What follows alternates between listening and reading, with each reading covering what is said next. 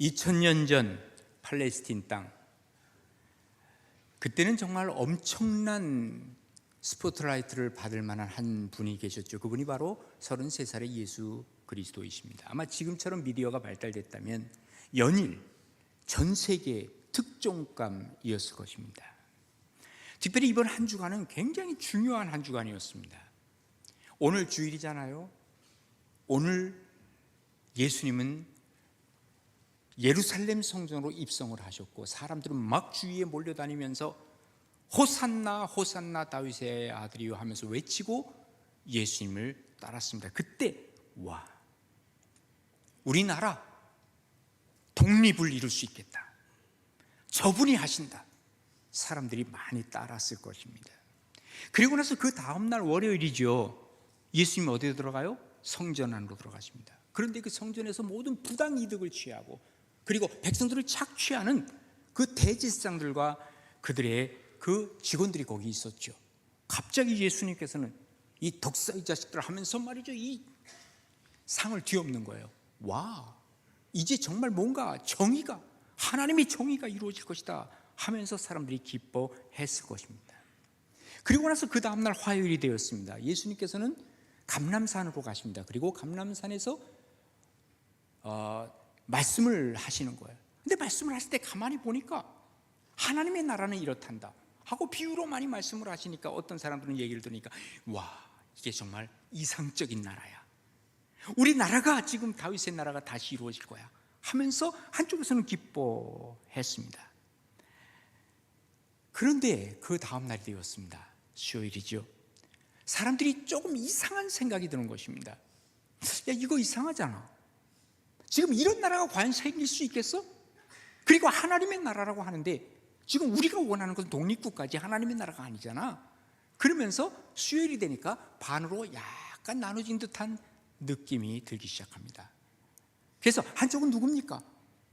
나는 저분이 메시아야 라고 생각을 했던 한 여인, 자기가 그동안 모았던 모든 돈, 그 향유를 예수님에게 깨뜨려 드렸던 여인이 있는가 하면, 또 한쪽에서는 가룟 유다는 나 저 인간 팔아버릴 거야, 이렇게 생각을 하는 수요일 나눠버렸죠. 그리고 이제 목요일이 되잖아요. 예수님께서는 이제 오후에 제자들을 모으셔서 제자들에게 세족 발을 씻기시죠. 그리고 나서 최후의 만찬을 하시면서 너희들 중에 나를 팔 자가 있겠다라고 얘기를 하시죠. 그리고 나서 어디로 가십니까? 겟세마네 동산으로 가셔서 그야말로 정말 온 힘을 다해서 주님께서는 기도를 하십니다. 그때의 시간이 자정까지 갔습니다. 그리고 이제 금요일 새벽이 되는 거예요. 금요일 0시가 되는 겁니다. 그때 예수님께서는 기도하실 순간에 끝나고 나서 어떡합니까? 예수님은 연행이 되시죠. 그래서 오늘 본문은 아마도 금요일 새벽 0시 30분쯤에 일어났던 사건임에 틀림이 없습니다. 안나스에게 연행이 되어서 안나스가 예수님을 신문하는 과정이 오늘 본문에 나와 있는 과정이라고 얘기할 수 있죠. 그래서 예수님을 끌려가셔서 안나스에게, 그리고 가야바에게, 그리고 빌라도에게, 헤롯에게, 또 나중에 빌라도에게 신문을 계속 당하시면서 밤새 그렇게 어려움을 당하셨죠. 그리고 나서 6시쯤 돼서 사형 선고가 내려집니다. 그래서 예수님은 어떡합니까? 로마 병정에 의해서 끌려가서 그때 골고다로 십자가를 지고 올라가시는 거예요. 언제까지? 한 9시까지 올라가시는 거예요. 6시에서 시작해서. 그래서 9시에 어떻게 됩니까? 예수님이 십자가에 못 박히시죠. 그리고 예수님은 골고다 산상에 십자가 위에 올라가 계시는 것입니다. 그리고 나서 12시쯤 되니까 자정이 어떻습니까? 조금 전에 여러분 보셨죠? 어두움이 깔리듯이 그 이상의 어두움입니다. 까만 어두움이 12시부터 3시까지 깔렸습니다. 그때 예수님은 이 십자가상에서 7마디 말씀을 하시는 게 십자가 가상 7원이라고 얘기하는 것이죠. 그리고 나서 예수님은 오후 3시 금요일 운명을 하시게 됩니다.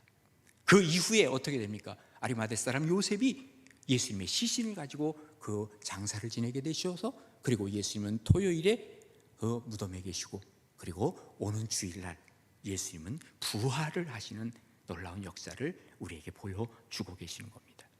오늘 본문은 아까 말씀드린 대로 금요일 새벽 0시 30분쯤에 일어난 그러한 일들을 다루고 있습니다. 예수님이 연행되어서 지금 첫 번째 사람 안나스에게 신문을 당하고 있는 겁니다. 우리가 이 과정을 통해서 정말 중요한 것이 하나 있다. 믿음이 없으면 우리도 가해자가 될 수 있고, 믿음이 있으면 우리는 이것을 극복해낼 수 있겠다라는 생각을 다시 한번 해보게 됩니다. 그래서 믿음이 중요하다는 것인데, 과연 믿음을 가지면 어떤 일이 벌어집니까? 그 첫 번째로는 예수님을 영접하게 되는 것입니다. 오늘 보면 19절에 보면 이렇게 기록을 하고 있습니다. 대제사장이, 사실은 이게 대제사장이 아닙니다. 가짜입니다. 왜 그러냐면 여기 대제사장은 누구를 얘기하냐면 안나스를 얘기를 하고 있거든요. 안나스는 대제사장이 아닙니다. 안나스는요 원래 전 대제사장이에요. 근데 그가 잘렸어요. 누구에게? 로마 당국에 의해서 잘렸어요. 그런데 그가 뒤에서 마크오의 실세로 있는 겁니다. 그래서 자기가 멋대로 대제사장을 지금 만들어가는 거예요. 그래서 그 당시 원래 대제사장은 누구냐? 그의 사위였던 가야바가 대제사장이었고, 지금 대제사장이라고 하는 이 안나스는 사실은 가짜 대제사장입니다. 실세긴 합니다. 그런데 대제사장이 예수에게 그의 제자들과 그의 교훈에 대해서 물었어요. 두 가지로 물었습니다. 좀 이따 말씀드릴 겁니다. 제자들에 대해서, 교훈에 대해서 물었습니다. 그랬더니 예수님께서 뭐라고 대답하시냐면, 야, 내가 드러내놓고 세상에서 말하지 않았냐? 모든 유대인들이 모이는 회당과 성전에서 항상 가르쳤고 은밀하게는 아무것도 말하지 아니하였거늘 어찌하여 내게 묻느냐? 내가 무슨 말을 하였는지 들은 자들에게 물어봐. 그들이 내가 하던 말을 알고 있단다. 이렇게 예수님은 말씀하고 계십니다. 자, 겟세마네 동산에서 기도하신 이후에 가룟 유다가 지적해줬죠. 저 사람이 예수요. 왜? 캄캄한 밤이었기 때문에 예수님을 알아야 제대로 그를 찍어서 그를 연행하잖아요. 아니면 다른 사람, 엄한 사람 데려갈 수 있으니까 예수님이 저런 사람이다 하고 가르쳐준 게 바로 가룟 유다였습니다. 안나스는 그를 불법으로 데려갔습니다. 왜? 그는 불법인 이유가 뭐냐면 지금 실세가 아니고 권리가 없어요. 그를 연행해 갈 권리가 없어요. 다시 말하자면 오늘날로 얘기하면 연행한 어떤 체포 동의권, 영장이 없다 그 말이에요. 영장을 발부할 수 있는 사람이 아니라 그 말이에요. 그러니까 그냥 불법 연행을 한 겁니다. 그러면서 예수님을 신문하는데 두 가지를 묻죠. 첫 번째, 제자들에 대해서 묻습니다. 예수에게 그의 제자들에 대해서 물었다. 왜 예수님의 제자들에게 대해서 물었을까요? 이것은 어쩌면 예수님의 자존심을 지금 짓밟는 그러한 얘기일 겁니다. 왜 그러냐면 예수님은 알고 있습니다. 가룟 유다가 예수님을 팔았던 것을 너무너무 잘 알잖아요. 그리고 가룟 유다가 지금 예수님을 지적해서 저 사람 잡아 알잖아요. 그러니까 네 제자 그건 뭐냐? 그리고 물은 거예요. 또 다른 얘기로 한다면, 야, 너 여기 끌려왔는데 네 제자 있냐? 여기 아무도 없잖아. 아무도 없잖아. 지금 그런 얘기하고 있는 거예요. 또 다른 얘기는 뭐냐면 예수님이 알고 있는 사실이 있어요. 앞으로 일어날 사건 뭐예요? 베드로가 예수님을 3번 부인할 수 있다는 것을 예수님은 알고 있었잖아요. 그러니까 예수님의 모든 자존심을 깡그리 무너뜨리는 것이 바로 뭐냐? 네 제자들에 대해서 한번 내가 물어보겠다, 이렇게 말하는 것입니다. 뿐만 아니라 예수님에 대한 교훈을 묻고 있습니다. 그 교훈을 왜 여기서 물었겠는가? 그때 예수님은 뭐라고 말씀하십니까?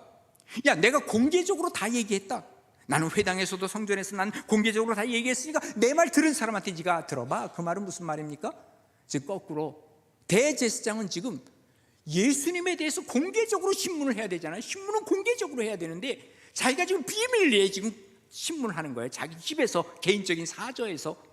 이게 말이 안 되는 거예요. 그래서 이것에 대한 예수님의 답을 하고 계시는 것이죠. 어쨌든 간에 지금 예수님의 교훈을 물었다 하는 것은, 어떤 사람이 예수님에 대해서 교훈을 묻습니까? 첫 번째 사람은 진리를 알고 싶은 사람이에요. 또 두 번째 사람은 어떤 사람이에요? 이렇게 대제사장처럼 비판하고 싶은 사람. 세 번째는 어떤 종류의 사람일까요? 단순한 호기심에서 예수님에게 진리를 묻는 사람이에요. 여러분, 예수님은 어떻게 물으시려고 하십니까? 정말 진리를 알고 싶어서, 내가 진리대로 살고 싶어서 예수님께 대한 질문을 할 수 있어야 이게 바로 신앙의 질문이라고 말할 수 있는데, 지금 여기 안나스는 전혀 이런 신앙적 질문이 아니었다는 사실을 주님은 알고 계시는 것입니다. 그런데 놀라운 사실이 뭡니까? 안나스는 지금 앞에 누가 계시는 거예요? 메시아가 자기 앞에 있는 거예요. 뭘 의미하고 있습니까? 엄청난 기회를 그는 갖게 된 겁니다. 한마디로 말해서 자기가 믿음이 요만큼이라도 있다면 예수님을 영접할 수 있는 기회가 있는 거예요. 예수님과 독대할 수 있는 사람이 얼마나 있겠어요? 근데 자기는 지금 예수님과 독대하고 있는 거예요. 예수님과 대화하고 있었다 그 말이에요. 여러분, 우리가 기억해야 할 것이 있습니다. 내가 예수님을 만났다고, 내가 예수님과 독대하면서 대화했다고 그 사람이 그리스도인인가? 절대로 그렇지 않습니다. 요즘 어떤 사람들은 얘기합니다. 나는 기도 많이 하는 사람이라고, 예수님과 대화 많이 했다고. 그러면 그 사람이 진짜 그리스도인이냐 그 말이에요. 그렇지 않습니다. 이유가 뭔지 아세요? 믿음이 없이 아무리 기도를 해도, 믿음이 없이 주님을 많이 만났다 하더라도 이 사람에게는 의미 없는 일이라 그 말이에요. 뭘 가지고 있어야 된다? 믿음을 가지고 있어야 예수님을 영접할 수 있다는 사실을 우리는 기억해야만 합니다. 단지 그에게 갖고 있었던 것은 구원을 받을 수 있는 기회가 있었다는 것입니다. 그러나 기회가 있었지만 예수님에게 은혜를 누리지는 못했습니다.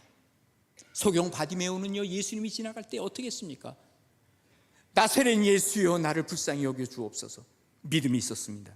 예수님을 불렀습니다. 그때 예수님께서는 그의 감겨진 눈을 그는 고쳐주시지 않았습니까? 삭개오가 여리고에서 말이죠, 예수님이 지나가신다는 얘기를 듣고는요, 그곳에 어디로 올라가요? 뽕나무 위로 올라갑니다. 그리고 나중에 어떡합니까? 주님, 우리 집에 들어오세요. 영접하는 겁니다. 그때 비로소 그는 믿음을 통해서 주님을 만날 수 있고, 믿음을 통해서 그는 주님과 한 마음이 되어질 수 있었다. 이겁니다, 바로. 그러면 유대인들은 왜 그를 사형으로 내보냈느냐? 왜 죽으라 그랬냐? 이유가 있습니다. 유대인들에게 있어서 예수님의 제목은 뭡니까? 신성 모독이었습니다. 아니, 자기가 하나님이라 그래? 말이 안 돼, 이런 것이었습니다. 그러면 이방인들에게 있어서 예수님의 제목은 뭡니까? 자칭 유대인의 왕. 생각해 보세요. 내가 왕이야 그러면 이것은 쿠데타입니다. 동서고금을 통해서 이것은 사형 선고예요. 그러니까 지금 이방인에게도 유대인에게도 예수님은 뭡니까? 사형 선고를 받을 수밖에 없는 상황에 이르게 되었다는 것입니다. 결국은 뭡니까? 예수님을 믿는 믿음이 없을 때, 예수님을 영접하지 못하고 예수님을 만나긴 했지만, 예수님과 대화는 했지만 결국 믿음이 없기에 어떡합니까? 예수님을 부인할 수밖에 없고 죽음의 길로 가게 할 수밖에 없었다는 사실을 우리가 보게 되는 것이죠. 그래서 요한복음 1장 12절에 뭐라고 말씀하십니까? 영접하는 자가 곧 어떤 사람이에요? 그 이름을 믿는 자. 영접하는 자는 믿는 자예요. 그 사람이 어때요? 하나님의 자녀가 되는 권세가 돼요. 하나님이 주신 거예요. 반대로 얘기하면 뭐예요? 예수님을 부인하는 자, 그리고 예수님 믿지 아니하는 자, 마귀의 자녀가 되어서 하나님을 공격할 수밖에 없다는 것을 우리에게 보여주고 있는 것 아닙니까? 하나님은요, 모든 사람에게 똑같이 기회를 주셔요.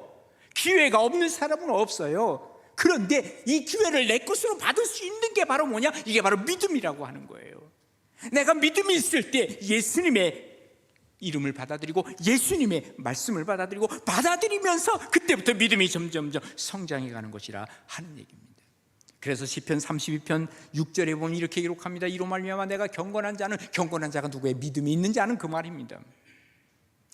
주를 만날 기회를 얻어서 주님께서 주시는 기회를 내 것으로 얻게 되는 거예요. 누가? 바로 경건한 자, 믿음이 있는 사람은.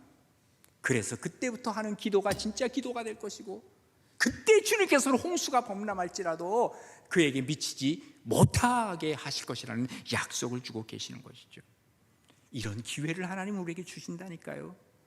예수님을 알아보지 못한다고 하는 것은 믿음이 없다는 거거든요. 예수님을 알아보지 못하면 우리가 예수님을 영접할 수 없을 뿐만 아니라 예수님이 주시는 것을 우리가 받아낼 수 없다는 사실을 여러분 기억하시기만 합니다. 그래서 우리가 믿음이 필요한 이유는 주님을 영접할 수 있기 때문입니다. 믿음 가지고 주님 영접하심으로 그야말로 우리의 생애가 달라지고 우리의 삶이 하나님 앞에 새로워지는 역사가 여러분 모두에게 임하시기를 주님의 이름으로 축복합니다. 두 번째로는 우리가 믿음을 갖고 우리가 예수님을 바르게 알아갈 수가 있다는 것입니다. 자, 오늘 본문 22절에 보시면 이 말씀을 하심에 곁에 섰던 아랫사람 하나가, 지금 하속을 얘기를 하고 있어요. 부활을 얘기합니다. 그런데 갑자기 손을 들어서 예수님의 뺨을 치는 거예요. 그러니까 깜짝 놀랐겠죠, 예수님도. 근데 그가 하는 말이, 야, 내가 대제사장에게 이같이 대답하느냐? 하고 예수님에게 얘기를 하는 거예요. 그랬더니 예수님 뭐라 그럽니까? 야, 내가 말을 잘못했으면 그 잘못한 것으로 증언해. 바른 말을 했으면 내가 어떻게 나를 칠 수가 있어? 그때 안나스가요, 이걸 수습하려고 하는 거 자기는 수습 못해. 그러니까 예수를 결박한 그대로 대제사장 가야바에게로 보내게 되었다라고 이렇게 얘기를 하고 있습니다. 자, 보세요. 제사장의 그 대제사장의 하수가 예수님을 때렸어요. 무례하게 때렸습니다. 왜 그랬을까요? 그는 믿음이 없었기 때문에 예수님을 착각한 거예요. 왜 착각했냐? 인간적인 착각이 뭐겠어요? 지금요, 일단은 인간적으로도 위험한 거예요. 사적으로 지금 예수님을 불법 신문을 하고 있는 거거든. 아까 뭐라 그랬어요? 정식 대제사장이 아닙니다. 개인적으로 예수님을 끌고 온 겁니다. 그러니까 지금 불법 신문을 하고 있는 거예요. 두 번째, 누가 대제사장입니까? 하나님이 인정하는 대제사장이 누굽니까? 예수님이에요. 지금 가짜 제사장 앞에서 충성을 다하고 있는 거예요. 그러다 보니까 어때요? 예수님을 몰라보니까 무례를 저지르고 지금 결례를 하고 있는 거예요. 근데 가만히 보니까 예수님은 이 신문하는데 당황하지 않았어요. 왜? 죄가 없으니까. 오히려 당황한 쪽이 누구예요? 자기 주인인 안나스가 지금 당황을 하고 있는 거예요. 그러니까 이 하인이 말이죠, 지금 예수님에 대해서 손찌검을 하고 있었다는 것을 우리가 보게 되는 것이죠. 결국은 어떻습니까? 안나스가 자기가 잘못했으니까, 불법을 하고 있으니까, 야, 이거 안 되겠다, 그 수습하기 위해서는 진짜 대제사장에게 데려가야 되겠다 해가지고 누구로 데려가요? 진짜 그 당시에 대제사장이었던 자기의 사위입니다. 자기가 세웠어요. 가야바에게로 예수님을 끌고 가는 거예요. 그런데 그가 왜 이렇게 했냐? 예수님을 죽이려는 계획이었거든요. 언제부터 예수님을 죽이려고 했는지 아세요? 요한복음 11장에 가면 이런 얘기가 나옵니다. 자, 예수님 죽은 나사로를 살려내셨어요. 그러니까 막 사람들이 몰려들기 시작합니다. 예? 그때 가야바가 어떤 생각이 드느냐면, 야, 이거 나보다 더 인기가 있어? 저 예수를 내가 죽여야 되겠다 하는 생각을 가지면서 한편으로는 어떤 생각을 하냐면, 그래, 내가 죽일 수 없으니 로마의 그 힘을 빌어서 내가 죽여야 되겠다, 이 생각을 갖고 있던 거예요. 그래서 사람들에게 뭐라고 얘기하냐면, 지금 저 예수가 로마 사람들이 보기에는 지금 뭔가 내란을 일으킬 사람이야. 그러니 저 사람 때문에 우리 모든 유대인들이 다 힘들어져. 저 사람 하나 죽이면서 우리가 살자, 이런 얘기를 퍼뜨린 것이 요한복음 11장 50절에 나오고 있는 겁니다. 그래서 이 말씀이 나오는 거예요. 한 사람이 백성을 위하여 죽어서 온 민족이 망하지 않게 되는 것이 너희에게 유익한 줄을 내가 생각했다, 그 말이에요. 마치 이 나라를 막 사랑하는 것처럼, 그러면서 예수를 지금 죽이려고 하는 계획이 그에게 있었다는 것을 얘기하고 있는 것이죠. 왜 그랬을까요? 믿음이 없기 때문에 예수님을 알지 못한 것입니다. 믿음이 없기 때문에 예수님을 십자가에 못 박은 것입니다. 여러분 기억하세요. 모른다고 하는 것이 무죄가 아닙니다. 모르는 것이 죄악임을 우리가 기억해야 됩니다. 특별히 예수님을 모르는 것은 죄입니다. 죄 중에 가장 큰 죄가 바로 예수님을 모르는 것입니다. 예수님을 알게 되면 그리스도인이 되지만, 예수님을 모르게 된 사람은 이것이 예수님으로부터, 하나님으로부터 심판을 받을 수밖에 없다는 것이죠. 예수님을 알면 누구를 알게 됩니까? 나를 알게 되는 거예요. 자연스럽게 그렇게 되어 있습니다. 나 때문에 십자가 지신 예수님을 알게 되는 거예요. 예수님께서는 누가복음 5장 31절에 이렇게 말씀하시는 거예요. 너 건강하다고 생각하는구나. 너 네가 잘났다고 생각하는구나. 너 착하다고 생각하는구나. 그래, 그럼 나이가 필요 없겠다. 건강한 사람에게는 의사가 쓸데없어. 병든 사람에게는 쓸데 있는데, 나는 의인을 부르러 오지 않았어. 나 죄인 부르러 왔거든. 그러니까 네가 나 소용없다고 그러는 거 아니야? 정말로 착하게 살고 이 세상에서 별로 죄 짓지 않고 사는 사람은요, 전도해 보세요.